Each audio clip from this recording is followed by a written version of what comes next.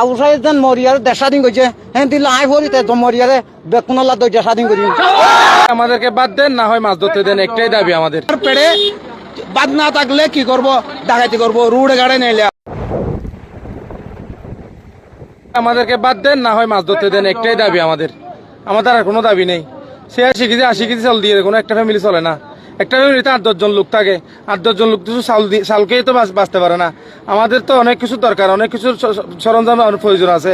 তাহলে আমাদের সব কিছু দরকার। আমাদের মাছ ধরে এসেছে আমাদের একান্ত প্রয়োজন। আর সামনে একটা কোরবানির, যে আমাদের যদি সলিউশন ধরেন হাসি মুখে হাসি ফোটাতে না পারি, অবশ্যই আমরা অবৈধ বেছে নিতে বাধ্য হবো। টেকনাফের জেলে আমরা যখন সাগরে যাইতে পারি না, সাগরে যাওয়ার জন্য যখন এজেন্ট পাই না, তাহলে আমার পেড়ে বাদ না থাকলে কি করব, ডাকাতি করব, রুড়ে গাড়ে নিলে আমরা মেন্ডারাবে চরে ডাকাতি করবো।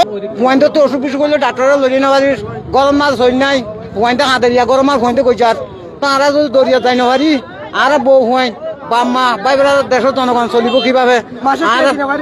আর ওয়াইনটোর স্কুল সঁচা দিন পারিস, মদরসর সঁচা দিন পারিস, এখন আর যদি চলি না পারি তাহলে যদি বিডিআর গেল অন্য ডিপার্টমেন্ট গেল আর নমানিও আউসাই যেন মরিয়ার দেশ স্বাধীন করছে হ্যাঁ দিল আই ভরিতে তো মরিয়ারে বেকুনল্লা তো দেশ স্বাধীন করি আর বুঝছি আর মা বাপ কেঙ্গুর বালিউম আর বুঝতেছি কেঙ্গুর বালিউম সরকারের কাছে অনুরোধ আর দুর্যোগ খুলে দিয়া উড়িব এই আইয়ত দিয়ে ফরক আর মুসলমানের বড় ধর্মের দিন জাল মারতে জানি পারলে খাই আর ওয়ার্ড টিরা পঞ্চায়েত মানুষের গজিয়ার মানুষের তো খিচ্ছু আছে খিচ্ছু দিন